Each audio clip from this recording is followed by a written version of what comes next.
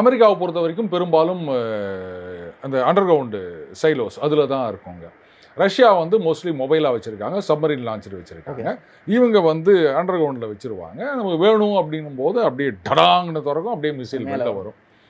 இப்போ அதெல்லாம் வந்து நிறைய வருஷங்கள் ஆகிப்போச்சு. மராமத்து பண்ணணும், ஏகப்பட்ட காசு செலவாக தான் கிட்டத்தட்ட 186 பில்லியனோ என்னவோ சொல்கிறாங்க.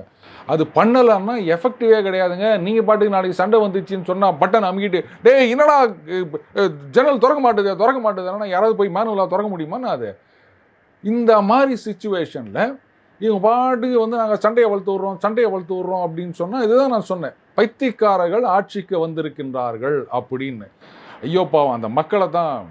சரி விடுங்க, எத்தனை காலம் வந்து நம்ம ஆசிய நாடுகளில் இருக்க மக்களெல்லாம் ஏறி மேய்ச்சாங்க. இன்றைக்கி அவங்க அடி வாங்கணும் அப்படின்னு இருந்ததுன்னா அதை யாராலையும் தடுக்க முடியாது. Karma has come back to haunt you அப்படின்னு தான் சொல்லணும்.